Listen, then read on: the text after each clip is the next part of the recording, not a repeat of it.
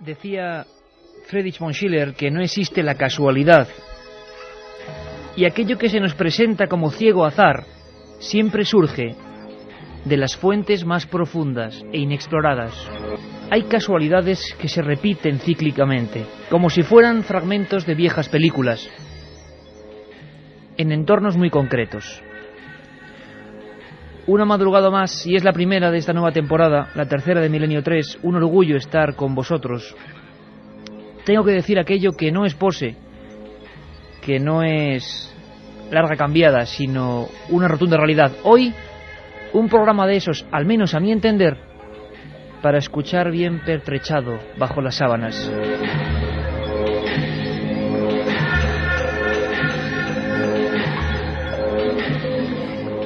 ¿Y por qué? Porque sí, porque el destino, porque la casualidad así lo ha querido. Ella tiene sus ases bajo la manga y a veces cambia cualquier tipo de preparación previa.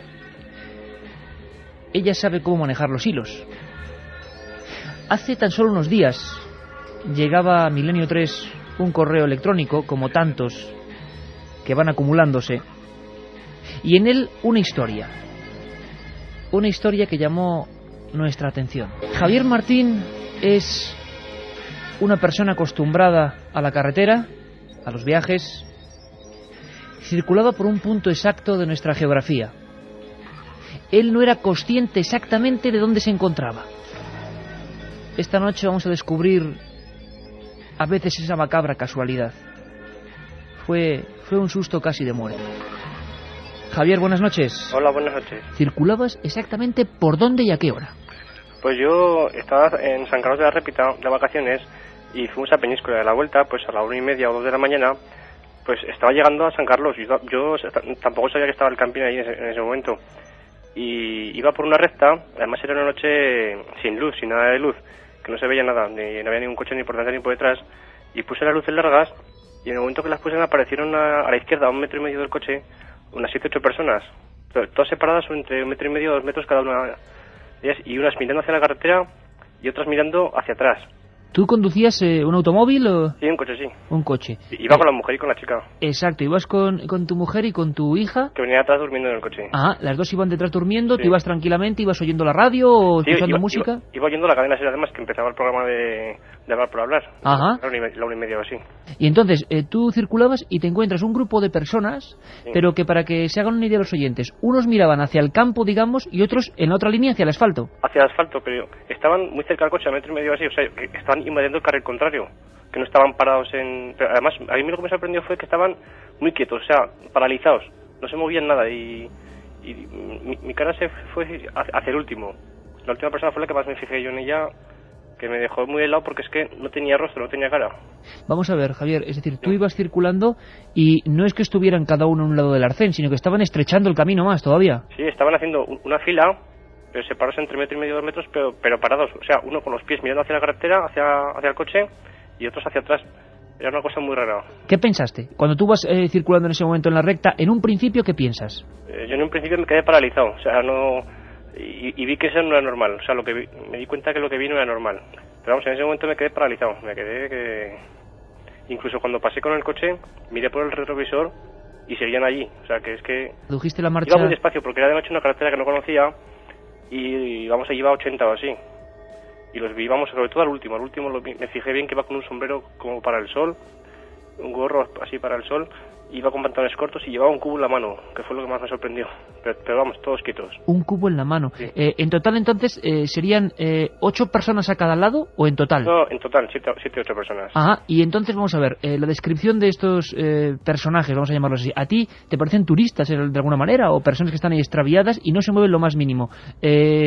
Tú dices que te fijas en el último exactamente, vas pasando y sí. ¿Les oyes reírse o decir algo o les ves moverse? No, es totalmente quietos, además, ya te digo que le miré a la cara y la cara era todo negro, o sea, no tenían rostro, yo no vi ningún rostro, fue lo que más me sorprendió.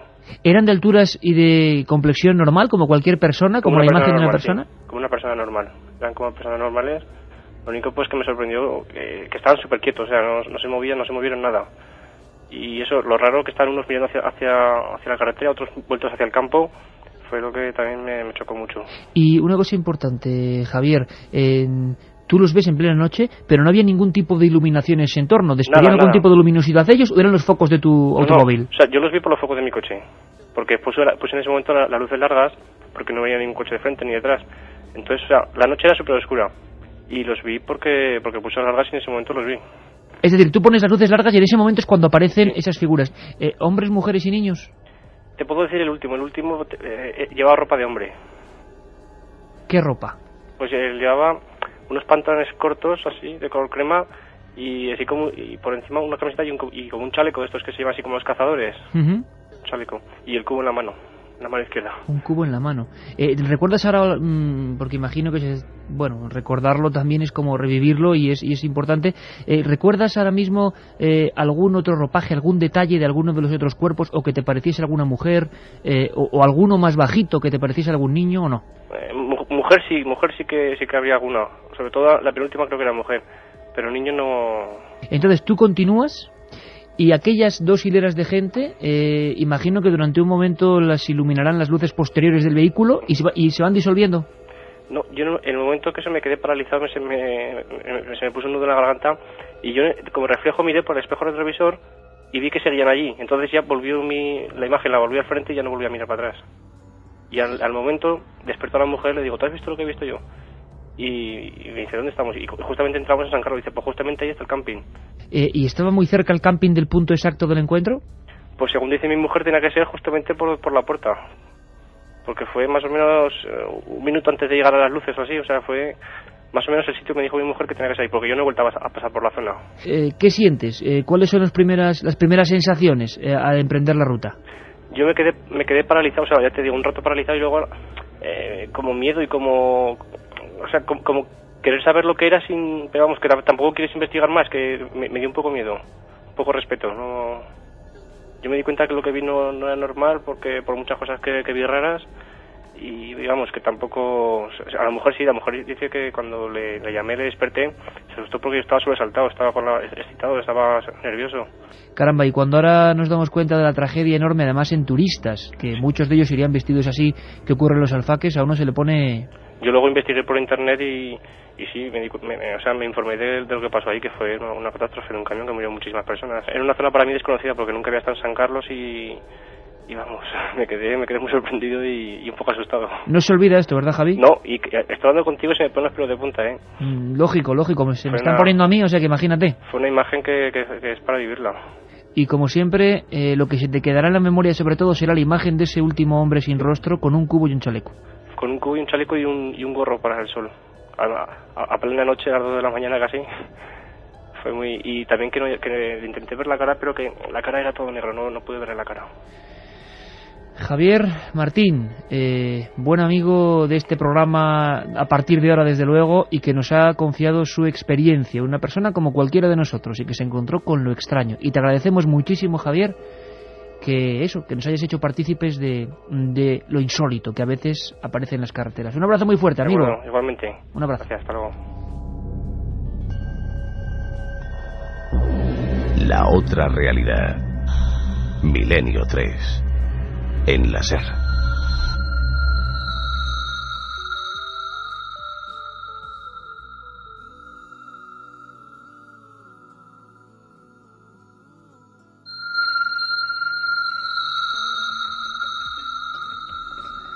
Una y 44 minutos.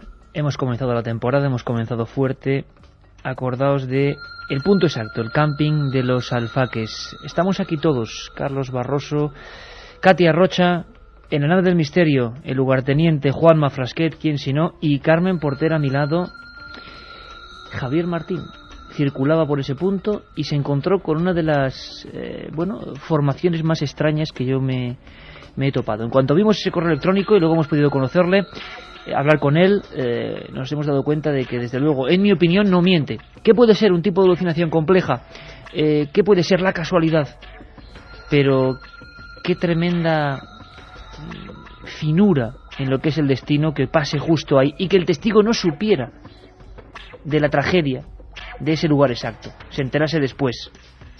Carmen, antes de recordar y de meternos en la historia de ese lugar exacto donde aparecen esas figuras, líneas abiertas, ¿no? Primera vez en esta nueva temporada, por cierto, espero que sea una temporada maravillosa para todos, ¿no? Buenas madrugadas, Iker. Pues sí, la temporada promete. Ya habéis visto cómo hemos empezado con este caso, que además, pues fíjate, fue por un mail que nos mandó un oyente. Más casos que nos están llegando de oyentes muy, muy, muy interesantes, porque sabéis que sois una parte fundamental de este programa. Y para eso tenemos una línea abierta, que es el 7640, palabra clave, milenio, espacio y lo que vosotros queráis, como siempre. Hay gente como Merche de Mora de Ebro que dice que queremos miedo. Pues van a tener mucho miedo esta noche. Además, relativamente cerca del lugar donde estamos hablando. Vamos a penetrar, vamos a conectar ahora mismo, estamos haciendo gestiones, vamos a poner vía a Benicarló para encontrar al primer periodista, al primero que entró en aquel camping. Y todo el mundo estará pensando, ¿pero qué pasó en ese camping? Vamos a conocerlo de fondo y quizá podamos comprender la enorme casualidad del encuentro de Javier Martín.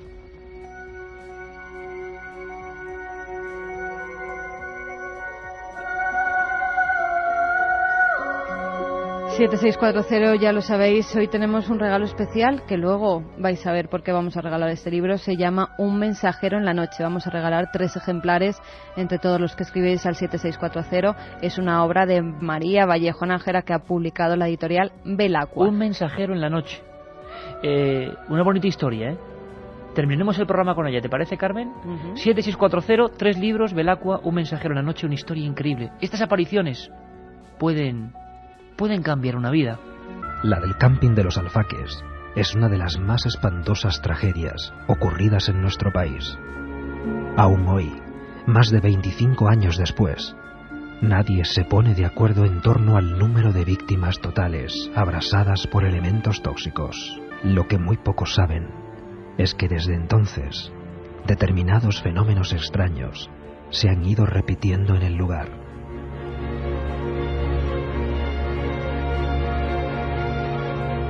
Fenómenos que ocurren una noche cualquiera, más o menos a esta misma hora.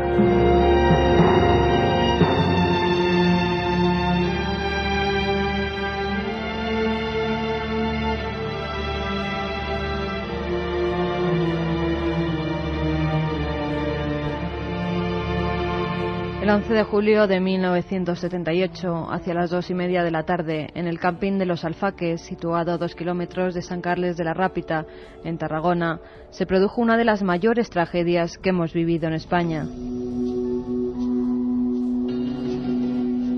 Un camión cisterna cargado de gas propileno que circulaba por la carretera nacional 340 volcó a la altura del camping y fue rodando por la cuneta arrasando todo lo que encontraba a su paso hasta quedar en medio de las tiendas de campaña.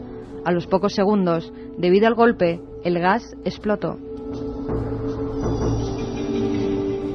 215 personas perdieron la vida en el acto, abrasadas por las grandes llamaradas que habían provocado los 43.000 litros de propano licuado, y más de 600 resultaron heridas. Según los estudios realizados en las instalaciones que quedaron arrasadas, se llegaron a alcanzar 2.054 grados centígrados. También 12 chalets cercanos y una discoteca quedaron completamente destruidos. A raíz de esta catástrofe se prohibió el paso de camiones cisterna con productos peligrosos por las travesías urbanas. En la actualidad, en el lugar de los hechos, un mural con una inscripción y decenas de estrellas que simbolizan a las víctimas recuerdan aquella tragedia.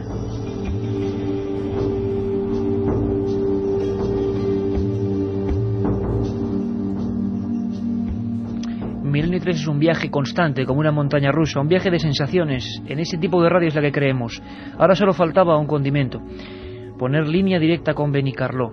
Hay unas fotografías, seguramente, bueno, por internet existe muy poco, como casi siempre internet, la red tiene un 1 o 2% de lo que realmente interesa en estos temas, porque fue en el año 78. Las fotografías dieron la vuelta al mundo en su época. Son decenas, cientos de cadáveres convertidos en carbón. Algunos estaban de pie en la playa, desollados por una especie de nube tóxica.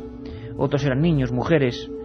El primer periodista que llega allí, el primero que llega, y que imagino que ahora mismo tiene el corazón todavía a 100, es el veteranísimo reportero de La Vanguardia, don José Palanques. Don José Palanques, buenas noches. Hola, buenas noches. Don José, imagino que le pregunto por el camping Los Alfaques y aquellas escenas que usted vivió. y todavía imagino que le llega un escalofrío, ¿no?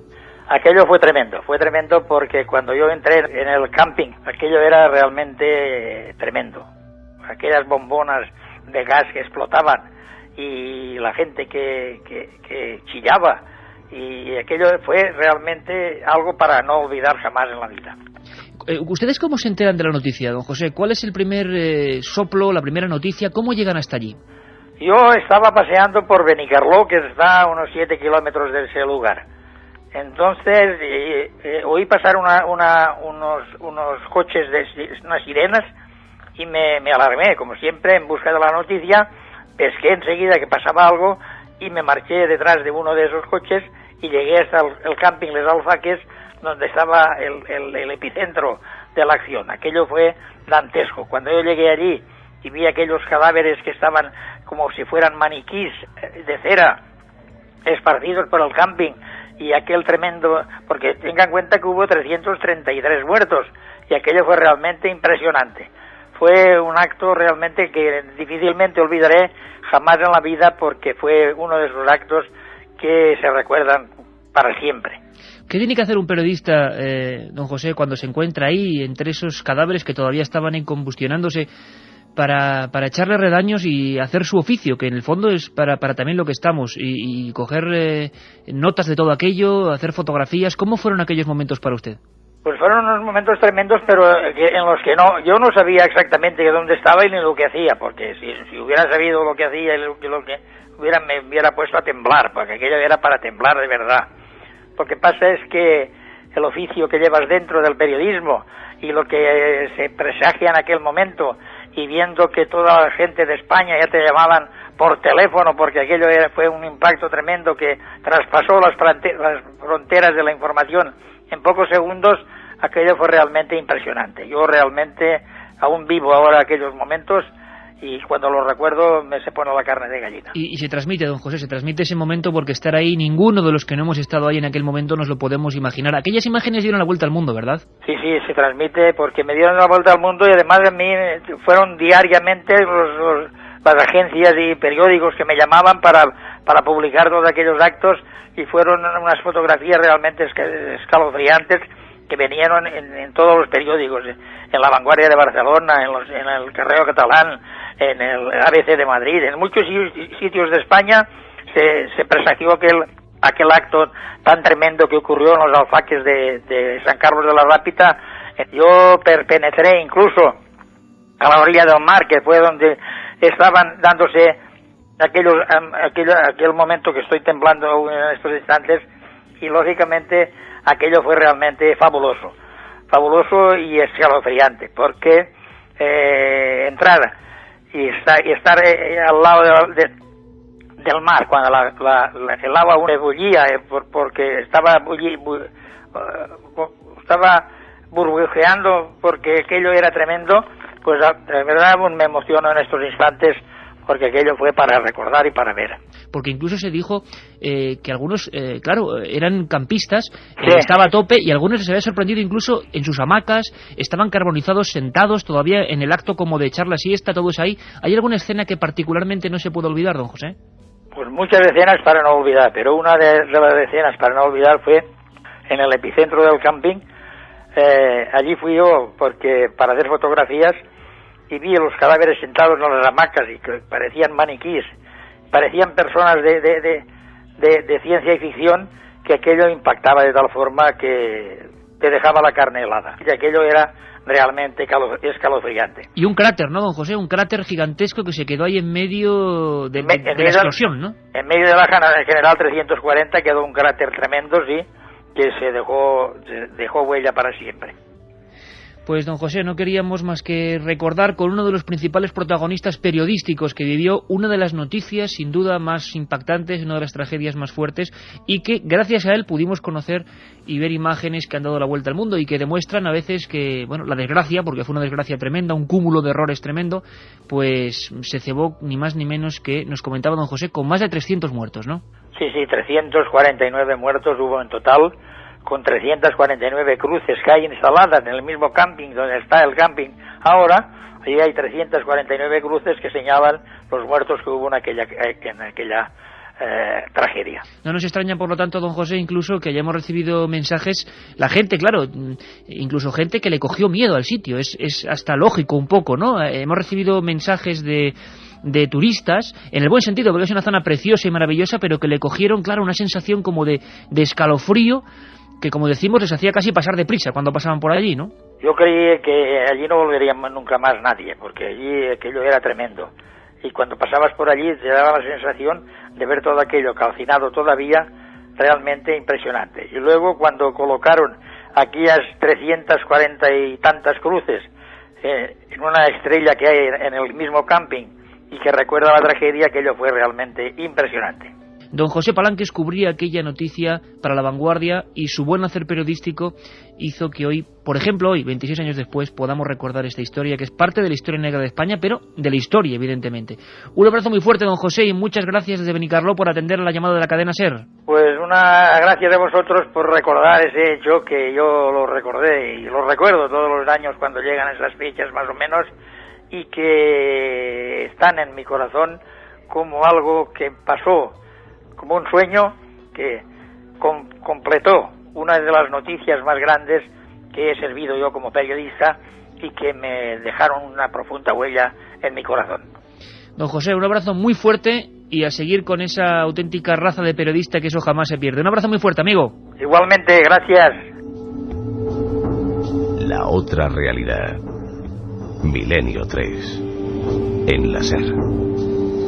Este programa empezaba como una aventura de verano y por muchos amigos, ¿no? Por Mariano, por Antonio, por Daniel, por tanta gente. Pues mira, tercera temporada, y cuando uno oye a veteranos como José Palanques siente ese orgullo del periodismo. Y yo tengo que decirlo, compañeros, Katia, Carmen, Carlos, Juanma, que me siento profundamente orgulloso de compartir con vosotros esta aventura un año más. Os lo digo así de claro. A ver si nos van a hacer llorar ahora. No, la gente no sé si nos hace llorar o no. 7640, Katia. Bueno, un oyente también le pasa una casualidad. Dice que está verdaderamente asustado. ¿Será casualidad que hace una hora me enteré por mi padre lo que pasó en este camping y ahora escucho este programa?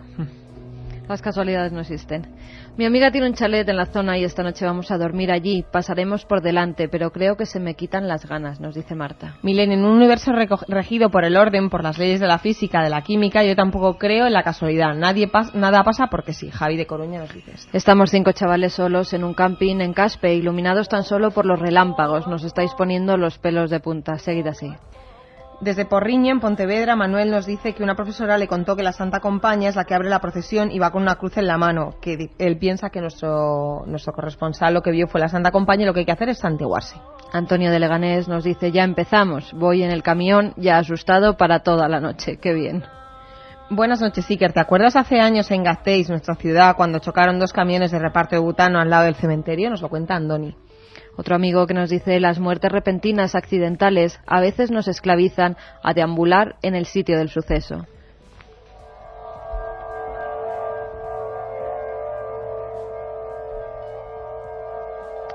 Una y 59, yo creo que vamos a dejarlo aquí, compañeros. Volvemos con un mar tremendo de historias. Me impactó profundamente la historia de los alfaques, sinceramente. 7640, palabra milenio, porque estos casos surgen a veces así, estos recuerdos surgen a veces así. En esa ocasión fue un mail, milenio3@cadenaser.com. La historia de Javi de Zaragoza. Circulaba y se encontró con algo. 8 personas, algunos con cubos y prendas de turistas. Milenio 3. Si quieres viajar a lo desconocido, no dejes de leer El Archivo del Misterio, de Iker Jiménez. Los libros del tercer milenio publicados por Editorial Edaf. Ya a la venta El Enigma Nazi de José Lesta, El Código B de David Zurdo, Top Secret de Santiago Camacho, Magos y Reyes de Marra y Bueno y El Camino de Santiago de Mariano Fernández Urresti. Si te gusta el misterio, esta es tu colección.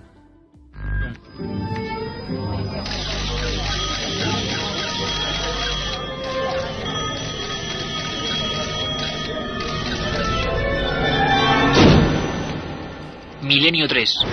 Una ventana abierta hacia otros mundos. Milenio 3. Milenio 3. Cadena SER. Pase lo que pase. Milenio 3.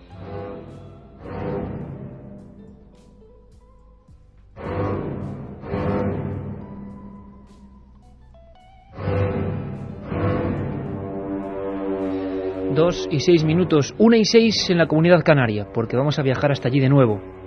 Todavía resuena en nuestra memoria, en nuestro sentimiento, la gratísima acogida que nos disteis, amigos de Canarias.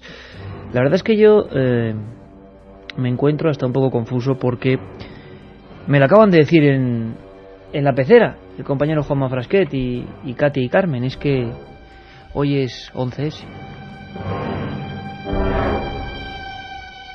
Y cuando uno en su programa, en vuestro programa, que habitualmente toca un amplísimo abanico de temas, habla de terror, se da cuenta de que el terror también es absolutamente real.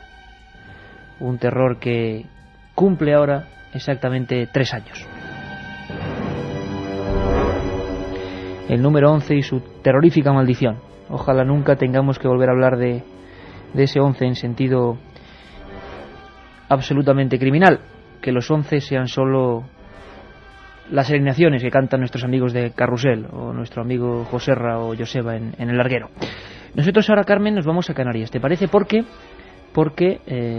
la semana pasada había un grandísimo susto en Radio Club Tenerife.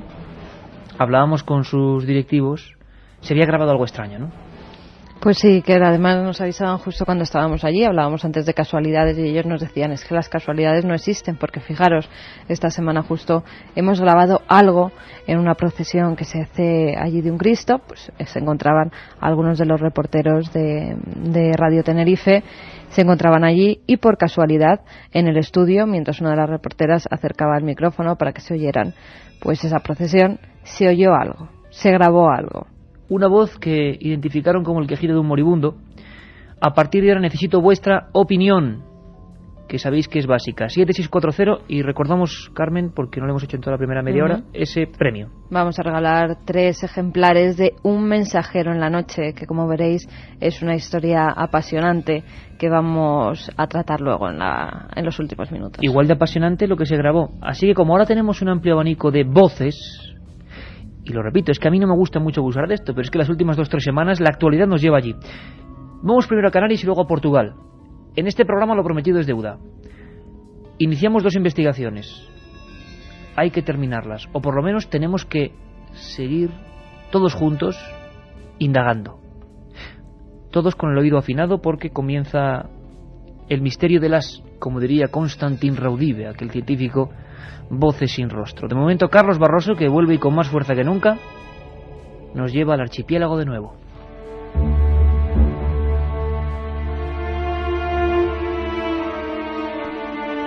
La semana pasada, una noticia alertaba a nuestros compañeros de la cadena SER en Tenerife. Una voz desagradable, como el quejido de un moribundo, surgía en una conexión en vivo en la procesión del Cristo de la Laguna.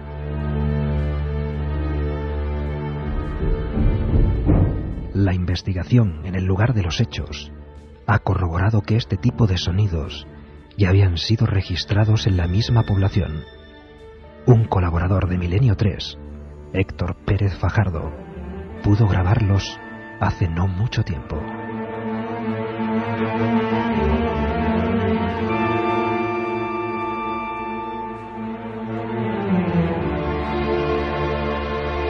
Dos y 10 minutos, 24 grados exactos en el exterior de la Gran Vía de este estudio 1, que por cierto pronto queremos hacer rondas de alguna manera para que vengáis. De una vez va a ser imposible porque no cabemos tantos en el estudio, pero queremos empezar a hacer grupos, comandos de amigos, en el buen sentido de la palabra, por supuesto, que se vengan aquí con nosotros a compartir esta penumbra. Espero que sea un día más agradable, más interesante en el sentido informativo, porque hay que volver nuestros pasos sobre lo acontecido en Tenerife. Vamos a empezar escuchando la voz de nuevo. ¿Os parece, amigos? Investigación a partir de ahora. Queremos saber lo que escucháis. Nosotros no lo tenemos muy claro, solo escuchamos una especie de eso, grito o respiración extraña. Juanma Frasquet la tiene ya preparada.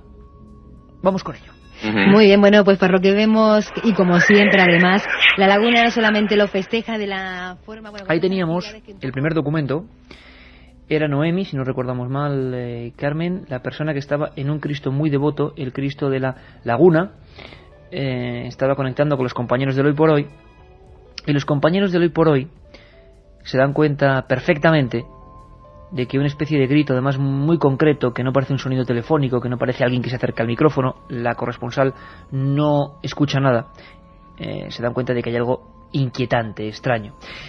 Si te parece, antes de repetirla, Juanma, vamos a escuchar primero, vamos a recordar, aunque ocurrió hace 7 días, lo que nos decía, para ponernos en situación, Luis Dorta, uno de los reporteros, de los redactores de ese Hoy por Hoy en Canarias. La verdad es que a mí oírlo me desagrada, me pone los pelos de punta, y la verdad es que yo no soy una persona que esté muy pendiente de estas cosas, y cuando uno no solamente lo escucha la primera vez, porque yo sí que me percaté de ese sonido cuando estábamos realizando el Hoy por Hoy, el Tajaraste en directo, la compañera Noemi Hernández no lo escuchó porque estaba hablando en ese momento, y el compañero en realización tampoco se percató.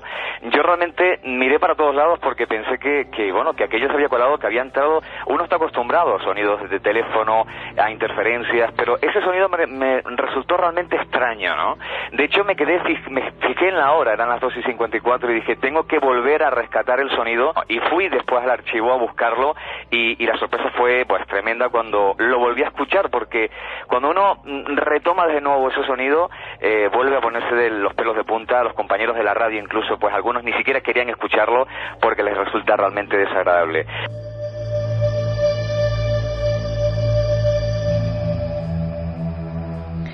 Y era la voz del compañero Luis Dorta.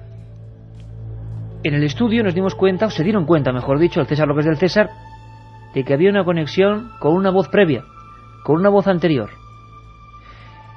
Fernando Hernández, el especialista en aborígenes que llevamos para hablar de las pirámides de Güímar, junto a Sebastián, uno de los responsables del complejo de Güímar, de repente dio la luz de alarma. De repente dijo que, caramba, esto me suena. Ella empezó una investigación paralela. Al parecer, en el mismo lugar, en la misma población, en la laguna, se habían grabado unas inserciones muy similares. Era curioso, era raro. De nuevo la casualidad, una especie de grito también mortecino, como un estertor, lo que sea. O un defecto de los micrófonos, por cualquier cosa en la Comunidad Canaria, aunque bueno, nos parece un poco extraño. Recordamos las palabras de Fernando Hernández. Que bueno, como bien decía el compañero José Gregorio, es curioso que esa misma, incluso la misma entonación de voz, lo hayamos encontrado en la que obtuvo nuestro compañero Héctor, y lo curioso de esta que se ha recogido es la claridad, es decir, no hace falta poner especialmente el oído para escucharla, es decir, es clara y nítida, ¿no? ¿Es clara y nítida? ¿Vosotros qué opináis? ¿Qué pensáis? Pues mira, por ejemplo, Pilar de Madrid nos dice, caramba, con la ventana abierta a otros mundos. Yo entiendo que la voz es un susurro de desprecio. Mucha gente la semana pasada desde allí, emitiendo desde allí, decía chica, ¿no? Esa chica o una chica. Bueno, la escuchamos porque ahora viene la curiosidad, el comprobar cómo un tiempo atrás otros reporteros, en otras circunstancias, habían grabado algo muy parecido. Escuchamos de nuevo, Juanma, si te parece, esa psicofonía en la laguna hace apenas unas semanas. Muy bien, bueno, pues por lo que vemos, y como siempre además, la laguna no solamente lo festeja de la forma, bueno, con todas esas actividades que un poco... Bueno, ahí lo teníamos, Carmen. Otros amigos que nos dicen, hola Iker, parece que dice lo mismo que ella, pero al revés, lo mismo que Noemí. Y otro nos dice, yo creo que dice, vete niña, podéis ponerlo invertido, a lo mejor se entiende algo. Hicimos la prueba, porque se le ocurrió a Juanma, y en ese momento no se podía hacer, no ocurría nada especial, pero hoy sí vais a tener una cosa que no sé si es muy habitual. Nuestro técnico ha ralentizado algunas de las voces que vienen después, porque viajaremos a Portugal con más voces. Hoy es día de, como decía, de afinar oídos, y veremos qué, bueno, conclusión sacamos. Como siempre, la opinión es la vuestra. Nosotros no sabemos ni qué es esto ni qué deja de ser, ni de dónde viene, ni qué naturaleza tiene, por supuesto. Pero que es curioso, desde luego. Decíamos su nombre, Héctor Pérez Fajardo, que es colaborador también de este programa y otro de los, bueno, pues hay que decirlo, activísimos investigadores canarios. Él tiene una sorpresa que contarnos. Héctor, buenas noches, amigo. Buenas noches, Iker, ¿qué tal? Bueno, primero encantado de saludarte, porque hablamos también de tus investigaciones cuando estuvimos allí en Tenerife. Hablamos contigo hace mucho tiempo, yo no sé exactamente qué fechas, cuando empiezas a publicar tú la historia de la Casa de la Laguna. Aproximadamente en el 2002, creo que fue hace 2 años ya. Y hablamos de esto también, del Museo de la Laguna, que es donde tuvimos nosotros una inclusión que, como bien decía Fernando, se parece mucho a esta voz que se obtuvo en esta procesión, ¿no? Oye, Héctor, vamos a ver, ahora vamos a escuchar esa voz, una de las inserciones que es muy parecida. Yo ante todo quiero saber tu opinión. ¿Había alguna conexión? ¿Tiene algo que ver con el Cristo? Una cosa es la procesión del Cristo y otra cosa lo que tú estabas investigando y entrevistando en esos momentos, ¿no? No tiene nada que ver en ese momento, no tiene absolutamente nada que ver. ¿Qué era exactamente lo que tú estabas haciendo en ese lugar y por qué? Bueno, estábamos investigando el caso en el Museo de Historia de La Laguna porque son cientos los testimonios que hablan de que está supuestamente encantado, ¿no? Incluso de se han visto espectros, voces, ruidos, etcétera, ¿no? El caso del museo es muy conocido por la famosa leyenda de Catalina, ¿no? Que parece que se aparece. Y los sucesos extraños que suceden en el museo son muy repetitivos, ¿no? Hablamos de pasos desde la sección 3 a la 6, que los que son de La Laguna, son de Tenerife, conocen muy bien el museo porque es bastante famoso, ¿no? No solamente por la leyenda, sino por la riqueza cultural, ¿verdad? Aparte de esto, son varios los sucesos extraños, ¿no? Repetitivos, como decía, desde la sección 3 a la 6, una vitrina que parece que se cae siempre, que es una vitrina que encierra un Cristo dentro, y es bastante pesada, y muchos de los miembros de seguridad, de la limpieza, administración del museo, etcétera, han oído cómo se cae esa vitrina porque hace un estruendo espantoso, ¿no? Y cuando suben, pues en realidad no ha sucedido nada, ¿no? Y claro, incluso hay familias que se trasladan al museo para ver, sienten como decía, malas vibraciones en ese museo, ¿no? Y a partir de estos testimonios, pues nosotros decidimos pues entrevistar a todos los empleados del museo, y curiosamente todos habían tenido experiencias extrañas dentro de este museo, ¿Todos? Cosa que claro, no se hablaba mucho de estos sucesos, ¿no? Héctor, decías que todos los empleados de alguna manera u otra habían tenido un encuentro con lo extraño. Incluso constatadas bajas médicas por el hecho de haber visto el espectro de esta chica, ¿no? La llaman Catalina porque lo que nos ha llegado con tradición oral de que la que supuestamente se aparece es Catalina, ¿no? Qué curioso. La verdad es que una vez más recuperamos la historia de edificios oficiales, o por llamarlo así, sí, que desempeñan una labor que tiene que ver con el lugar muy concreto y muchas veces a nivel cultural o de administración, y que de repente, bueno, pues ocurren en su interior este tipo de fenómenos. Bueno, la historia también ellos se beneficiaban en cierto modo para darle publicidad al museo. Organizaban las llamadas noches de miedo, ¿no? Que eran simplemente representaciones de la leyenda de Catalina dentro de las estancias del museo. O sea que el fenómeno, Héctor, está totalmente imbricado en lo que es la tradición cultural de allí. Sí, exactamente, sí.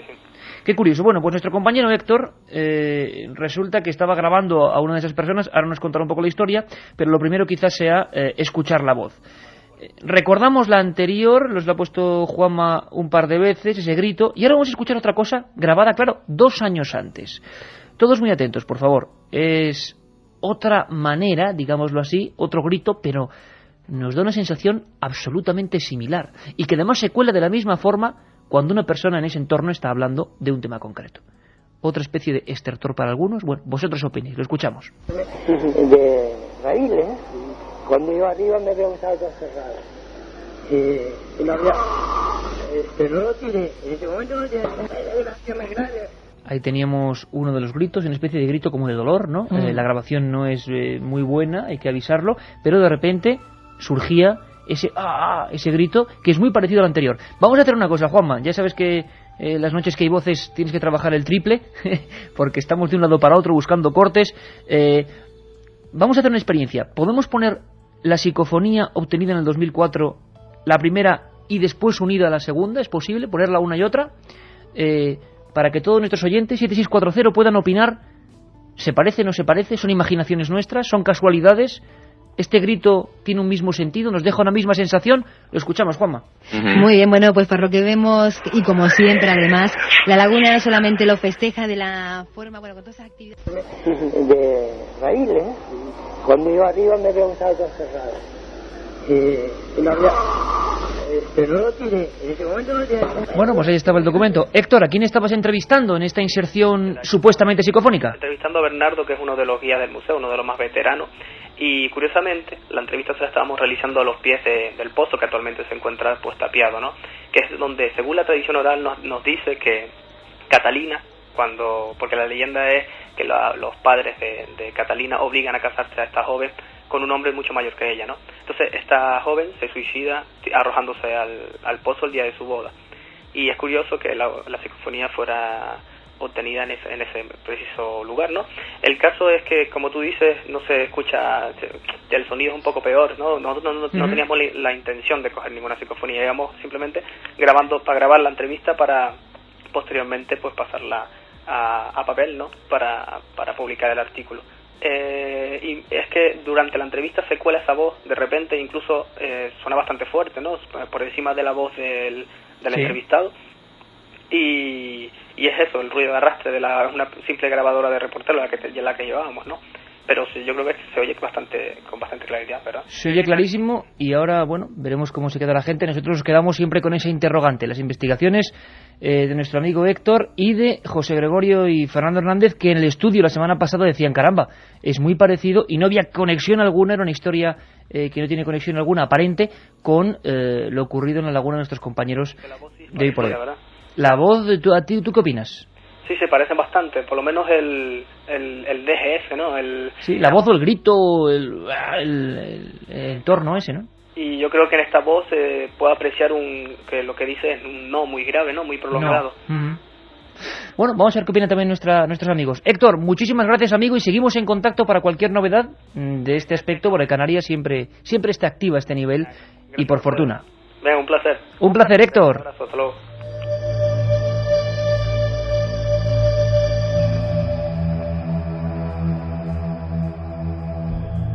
La otra realidad.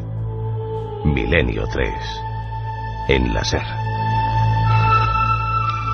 2:22. Y vamos con mensajes que nos envían al 7640, palabra clave milenio, como el de Alberto de Barcelona, que nos dice, a mí me parece que dice es la chica. Juanvi de Valencia, yo creo que dice no hay más visitas. Carlos de Alicante, yo escucho calla chica. Yo creo que no dice nada, parece un susurro agónico, nos dice otro amigo. Antes de escuchar chica, es como un susurro o una respiración larga. Saludos a todos los del programa, nos dice Sandra. ¿Y la gente coincide en que se parecen o disiente? Pues por el momento nos están diciendo solo lo que dice, lo que se entiende. Lo que se entiende. Dice como la primera, claro, que dice otro Ernesto de Valencia, nos dice la voz, dice vete miña. Todo esto entroncaría, y si acudimos al esoterismo, al espiritismo más antiguo y también más rancio, hay que decirlo así, y del que hay que decirlo, yo particularmente no me fío mucho, pero ahí están sus datos, sus doctrinas, como otras cualquiera, desde luego científicas no, porque el espiritismo nunca ha tenido nada de científico, siempre si acaso de sorprendente, que también es importante. Los espiritistas tenían una explicación ellos, nunca se pudo demostrar, para este tipo de fenómenos donde los hechos se repetían. Es decir, también nos valdría para todo lo que íbamos a comentar, incluida la visión de Javier Martín muy cerca de los alfaques. Como decíamos antes, como películas que se repiten, que se proyectan una y otra vez, a veces con espectadores y a veces en completa soledad. ¿Cuál sería esa teoría que tiene más de un par de siglos, Carmen? Estaríamos hablando de impregnación ambiental y según esta teoría los sonidos o las imágenes pueden perdurar en un lugar determinado a través del tiempo con la posibilidad de ser captados en determinados momentos. Es decir, y que serían como fragmentos del pasado congelados en forma de energía que en un determinado momento pues son captados o por una cámara o por una grabadora. Y esta inserción concreta de Carmen Porter, de nuestra compañera, me hace a mí reflexionar y adelantaros que va a haber muchísimas novedades en Milenio, entre otras, a ver qué os parece el diccionario del misterio. ¿Por qué tenemos que saber qué es una impregnación? ¿Por qué demonios hay que saber qué es un ectoplasma? ¿Qué es un osciloscopio? ¿Qué es mil cosas? Que tienen que ver en el fondo con el misterio. Bueno, pues sobre todo en las madrugadas de 3 a 4, aparte de las dramatizaciones que vuelven con todo el equipo de producción de la SER, aparte de 1000 historias nuevas, de 1000 secciones, vamos a tener los términos. Vamos a aprender un poco todos para saber manejarnos mejor, yo el primero, en estas historias. Impregnación, los alfaques, la laguna, sí, no, vosotros opináis.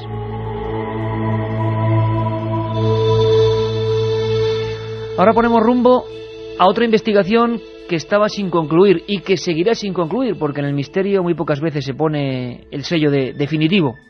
Pero hace 3 semanas, José Manuel García Bautista y Guillermo León nos hablaban de unas investigaciones que se habían iniciado en Faro, Portugal. no era la primera vez que de ese lugar concreto, si no recuerdo mal, Tavira, nos venían noticias de apariciones. Bueno, pues qué mejor programa que el de hoy para saber cómo van las cosas. Nunca dejamos nada a medias, procuramos por lo menos que tengáis toda la información. ¿Viajamos a Portugal? Vamos allá. José Manuel García Bautista, enviado especial de Milenio 3 a Faro, en Portugal, ha sufrido una serie de amargas experiencias que fueron captadas fielmente por las grabadoras. Las supuestas inserciones psicofónicas, muy de fondo, parecen transmitir un inquietante mensaje en portugués. ¿Cómo disfruta Frasquet, cuando lo digo? Ibas a tener que entonar un programa de esos de espiritismo, de apariciones. Siempre sobre el papel, amigos, siempre sobre el papel. Que aquí simplemente exponemos los hechos que nos van llegando. Intentamos, como hemos hecho con los alfaques, que tengáis toda la información. Si ocurrió algo, ¿qué ocurrió? Si hubo un periodista, ¿cuál fue el primero? Si hay un testigo, aquí está la voz. Es nuestra línea, mejor o peor. Nuestros compañeros estaban en Portugal.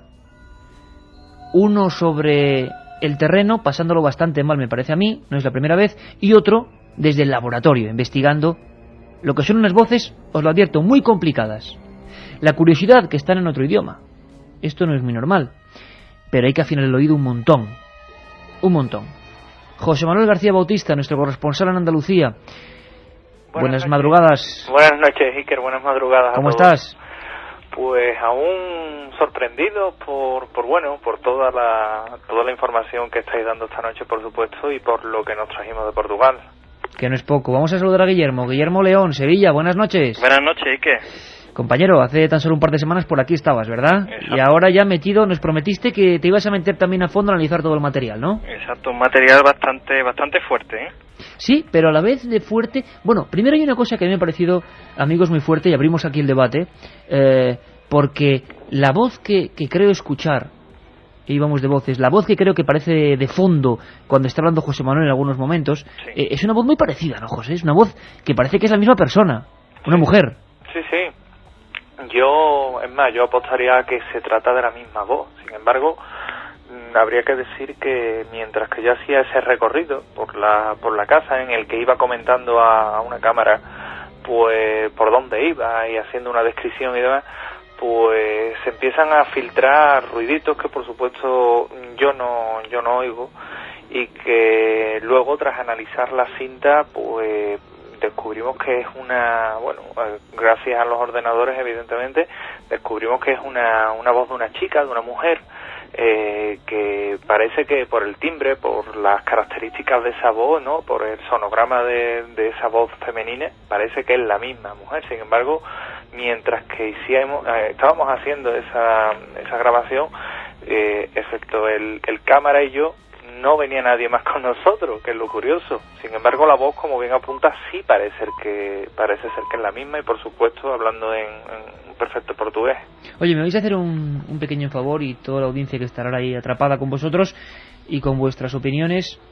Nadie tiene por qué saber y por qué seguirnos tan habitualmente como para conocer en profundidad qué demonios está investigando ahí José Manuel. Así que, si os parece, vamos a recordar un poco qué hace allí nuestro compañero.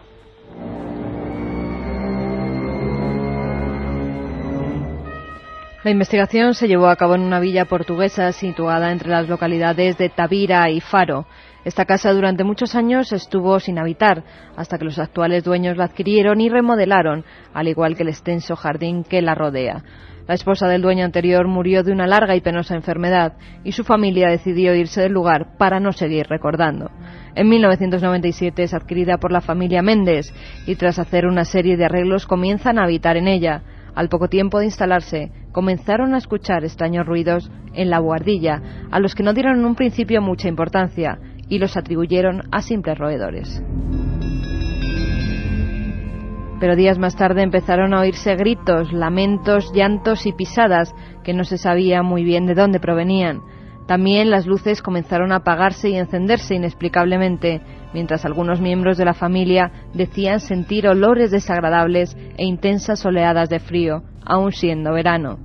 Pero cuando de verdad empezaron a sentir miedo, es cuando observaron cómo una mujer de mediana edad, ataviada con una especie de pamela y traje de época, se paseaba por los jardines de su villa, realizando siempre el mismo recorrido. A los pocos minutos desaparecía.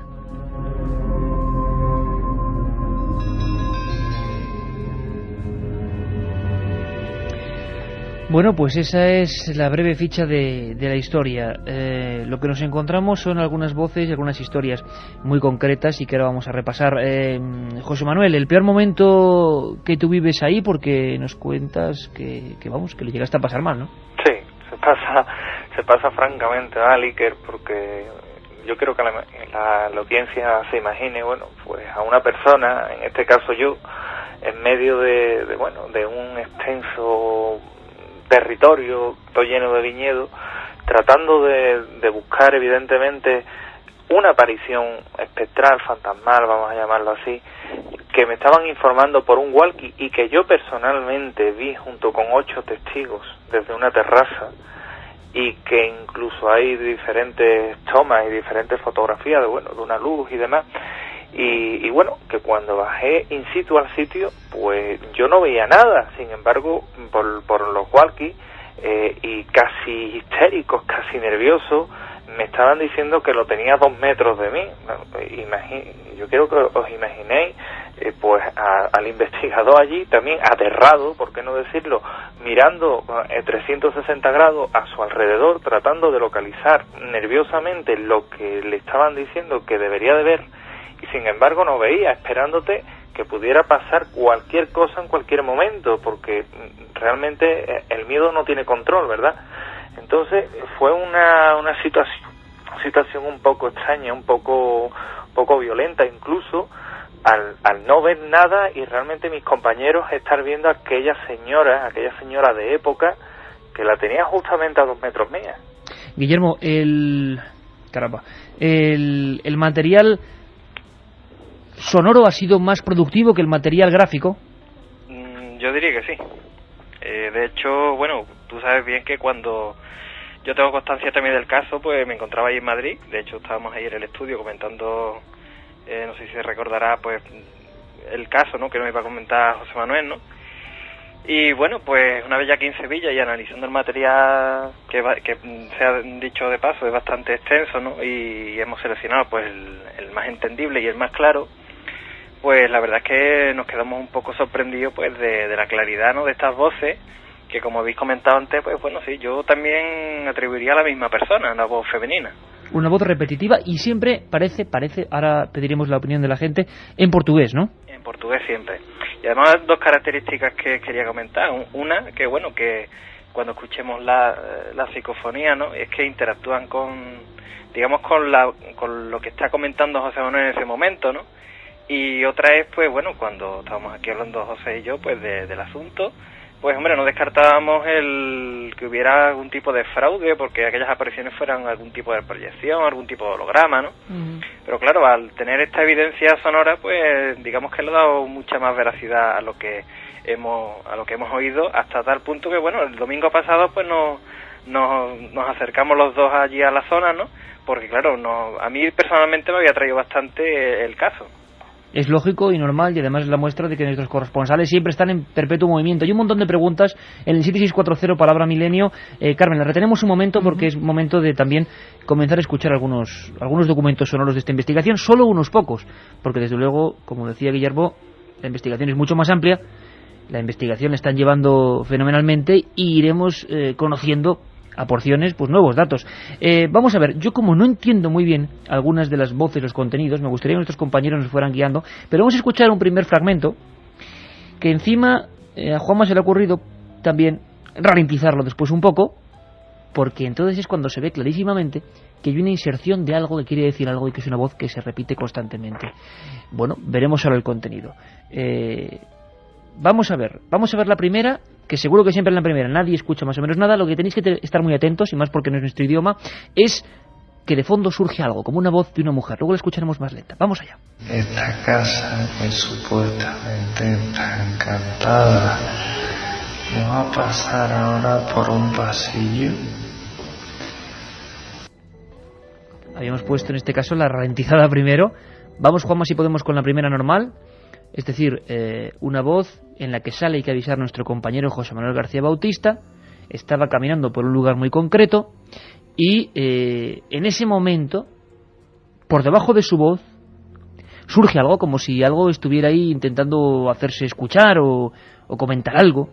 Es una voz un tanto aguda, es una voz que parece una mujer, y sobre todo quedaros con el tono, aunque sé, y soy consciente, y allí por los cascos lo oímos fenomenalmente, y como muchas veces ocurre, pues bueno, en otros ámbitos, por receptores, por radio, resulta que no se escucha igual. Os pedimos disculpas porque estos temas son siempre absolutamente, muy curiosos de mantener para la audiencia. Dicen, oye, que no se escucha nada, oye, que sí se escucha, que no, ¿qué tal? Bueno, vamos a ver entonces de nuevo, Juanma, escuchamos la voz de José Manuel, y de fondo, aunque escuchéis a José Manuel un poquito más lento, es muy importante que tengáis el detalle de que hay un momento, creo que dice encantada, la palabra encantada, y surge esa especie de voz. Vamos a escucharlo. Esta casa que supuestamente está encantada, me va a pasar ahora por un pasillo. Voz metálica por el efecto del ordenador y justo como un grito, como unas voces, justo cuando dice José encantada. José, ¿dónde estabas? ¿Qué dice esa voz exactamente, tú crees? Pues exactamente estaba en la parte de arriba, en una de las partes remodeladas, y iba por un pasillo, uno de los pasillos que los testigos afirman, bueno, que hay oleadas de frío, malos olores, e incluso que allí han sentido como a una persona llorar, ¿no? Entonces me encontraba prácticamente narrando eso. Lo que dice creo que mejor Guillermo que yo, que ha sido el que lo ha analizado y precisamente también el que ha estado en contacto con Joao y han estado tratando de ver lo que podía... Claro, porque nos encontramos con otro idioma. Guillermo, ¿se sabe algo de esta voz, de este lamento, de esta inserción ahí? Bueno, pues esta inclusión, esta voz femenina, así muy melódica, ¿no? Y bastante espectral, que por lo menos cuando lo escuchas por los cascos y lo analizas, pues te pone un poco los pelos de punta, ¿no? Pues hablándolo con Joao y bueno, gracias a internet, que hoy día pues a través de los correos pues nos hemos podido intercambiar pues estos cortes sonoros, ¿no? Hemos llegado a la conclusión, según la traducción, de que lo que dice esta voz en portugués, ¿con quién vive ahora? Lo que te comentaba antes, la interacción de la voz, no, porque cuando está diciendo José Manuel esta supuesta casa encantada, cuando termina de decir encantada, surge esta voz melódica y dice ¿con quién vive ahora? Sería en portugués, que sería como ¿con qué vives ahora? Mora, Ahora o algo así. Sí, en portugués, bueno, yo no domino ya portugués, pero dice una cosa como ¿con qué mora agora? Ajá, vamos a volver a escucharlo. Juanma, ¿podemos escuchar de nuevo la grabación 1, vamos a llamarla así, ¿con quién mora ahora? Pero claro, ralentizada para que escuchéis el momento en que entra la voz y para que veáis y la distingáis de lo que es la voz de José Manuel. Esta casa que supuestamente está encantada, me va a pasar ahora por un pasillo. Bueno, ahí está el documento, ahí está esa voz que parece un poco, sí, una voz de mujer con un tono muy concreto. Y sobre todo lo que más me interesa es que ese tono, esa voz, diga lo que diga, sea lo que sea, se repite en otros momentos y en otras escenas. Vamos ahora con lo que dice la gente, Carmen. Vamos con la siguiente inserción. Juanma. También se han oído esas pisadas, esas risas de niño.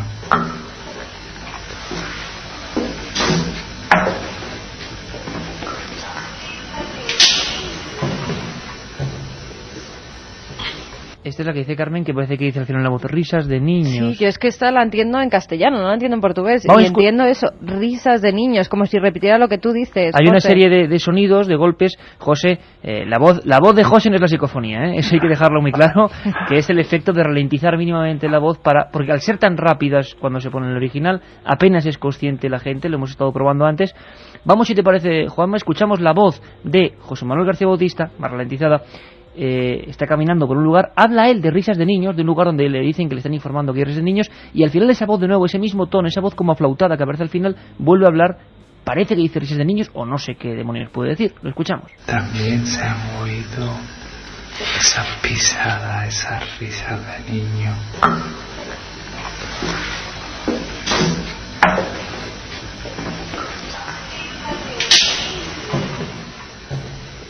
Guillermo, José, ¿qué tenemos ahí?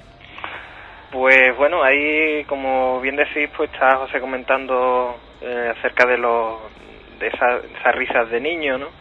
Y se escucha un chasquido, un clic. Sí.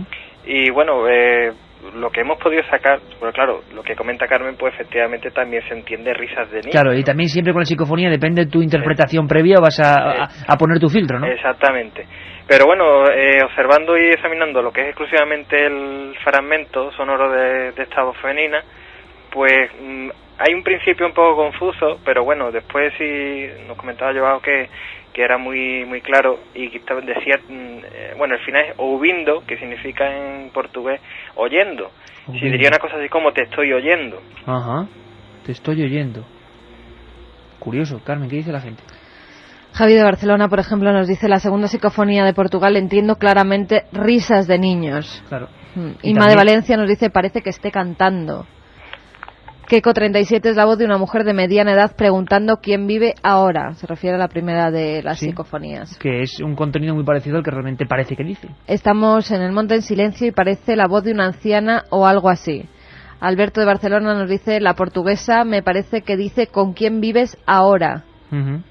Vamos a volver a escucharla, Juanma, si te parece. El documento, nuestro compañero está en un lugar muy concreto donde se dice que se escuchan risas de niños y parece te estoy oyendo en castellano, en portugués, pues como se diga. Ahí aparece esa voz. Lo importante, yo creo que desde fuera, es que está clarísimo que aparece una voz que es la misma de la vez anterior, el mismo tono, el mismo timbre y que dice algo. Vamos a escucharlo. Se han oído esa pisada, esa risa de niño.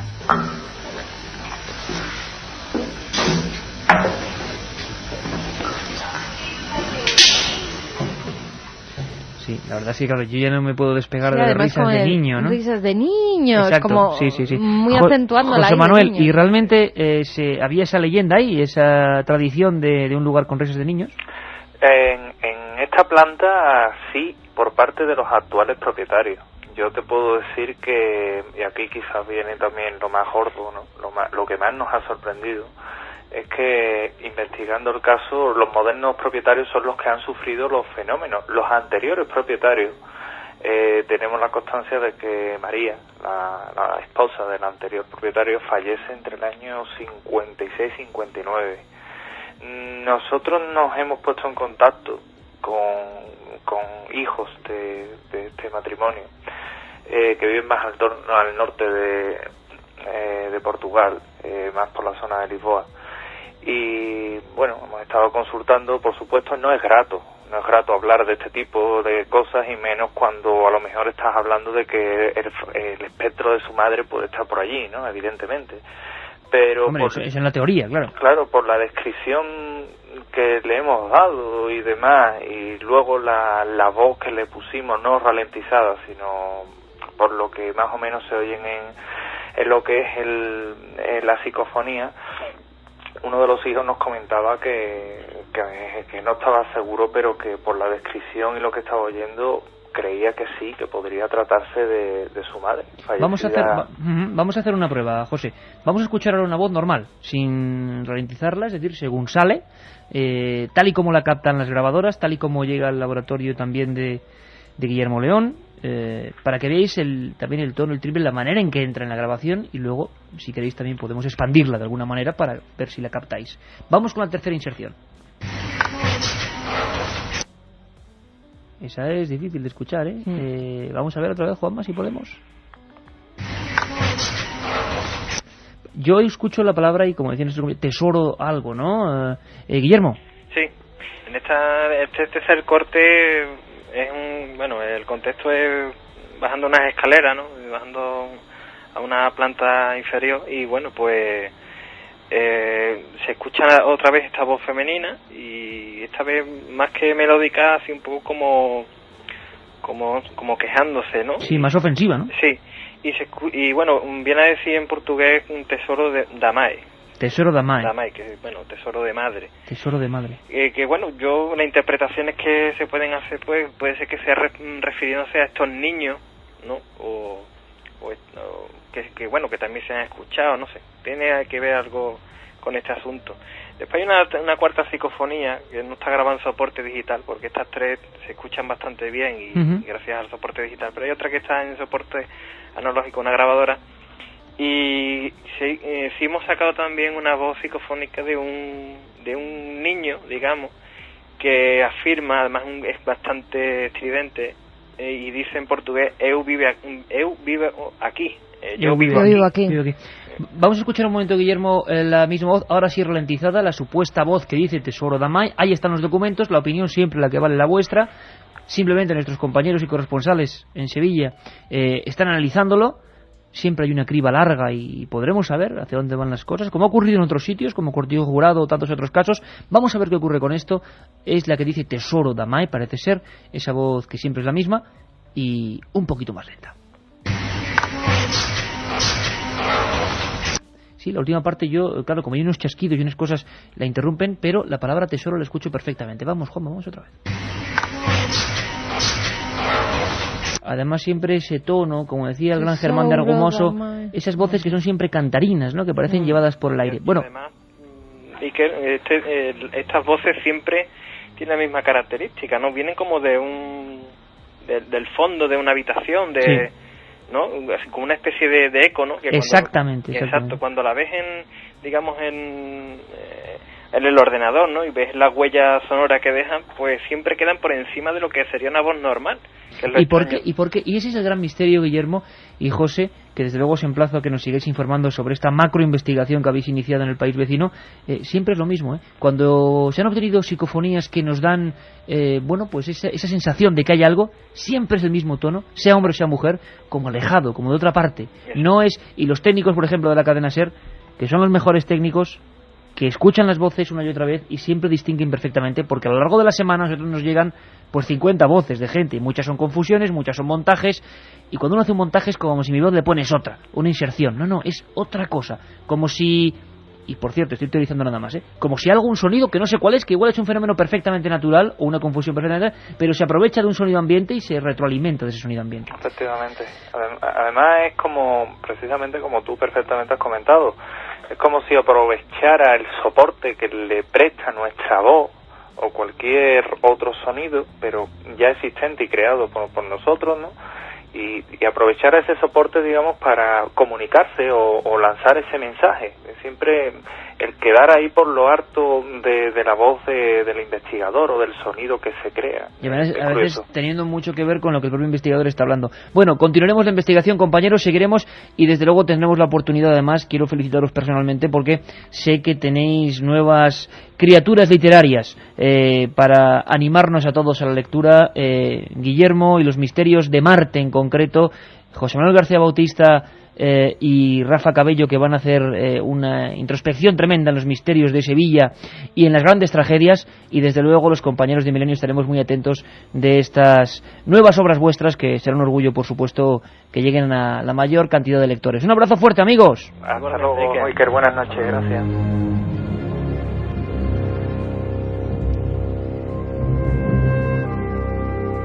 Milenio 3 en la SER.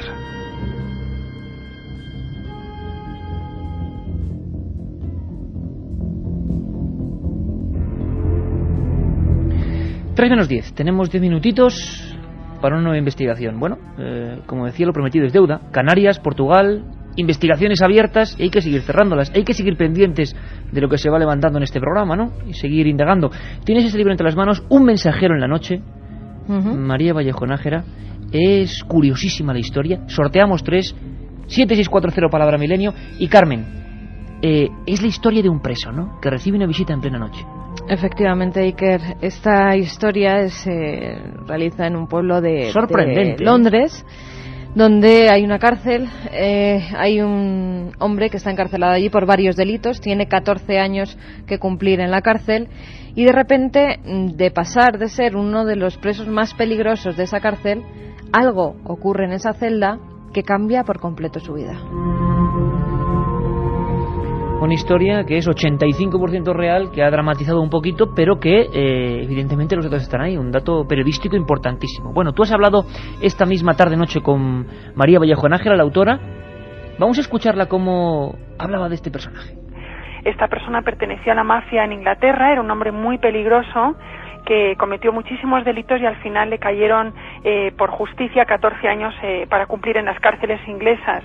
Y bueno, pues era un hombre altamente peligroso, estaba siempre metido en líos dentro de la cárcel Y lo que le ocurrió fue que cuando le faltaban 4 años para cumplir condena, él jura y jura que tuvo una experiencia mística que consistió en que se le apareció un ángel, un ser angélico que le habló, y a partir de ese día no pudo volver a tomar las drogas, nació en él una enorme necesidad de orar, de que alguien le hablara de Dios, porque él antes de esto había sido ateo, no sabía nada de espiritualidad, y bueno, acabó su condena y acabó su vida también como monje benedictino.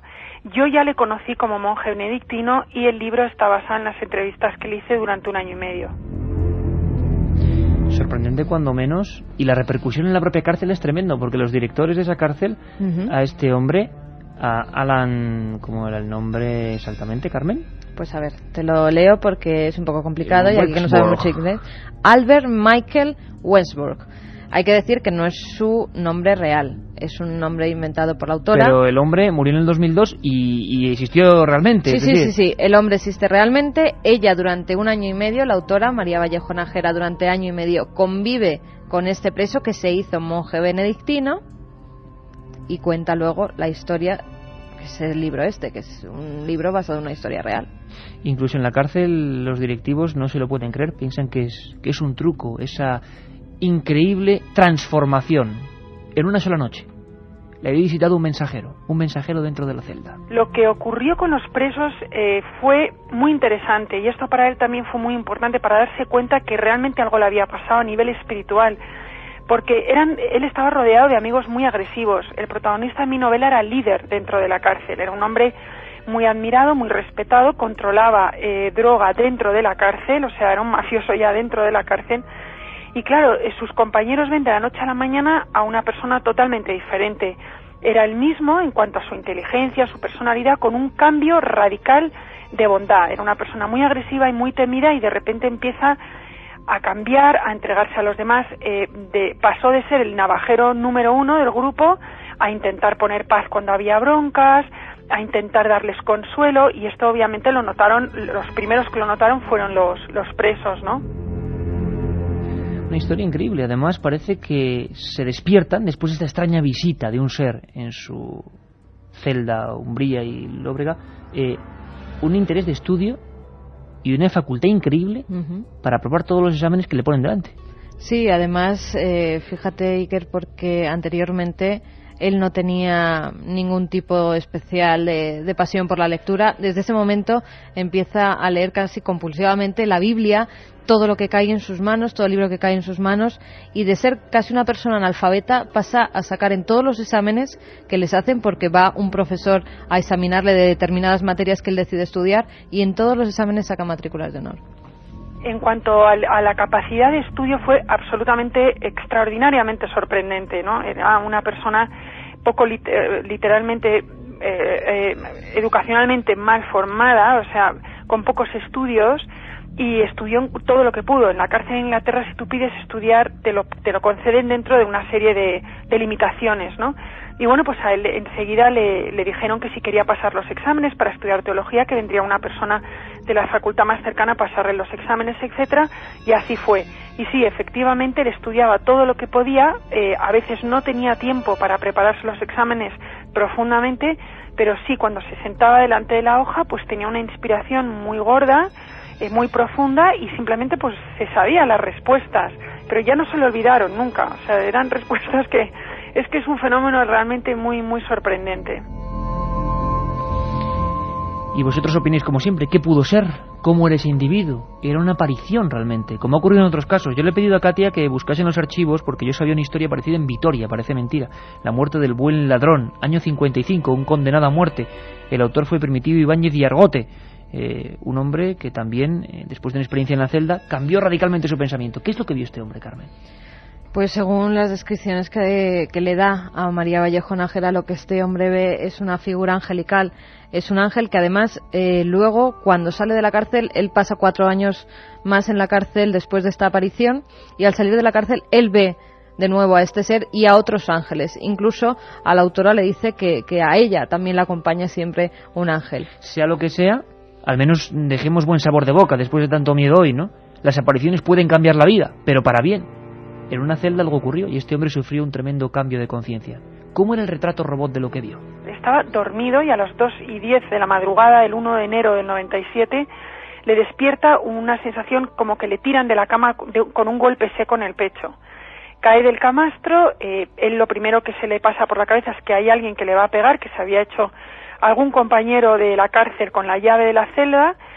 Cuando consigue abrir los ojos ve un ser lleno de luz, él me lo describió como de una altura media alta, digamos, humana, media alta, una figura humana, pero que eso sí, emanaba una luz impresionante de la ropa que llevaba, decía que llevaba como un traje blanco, me describió hasta el tipo de tela, decía que le recordaba algodón, pero muy, muy brillante, y él tuvo el impulso inmediatamente, todavía no entendía por qué, de ponerse de rodillas, ¿no?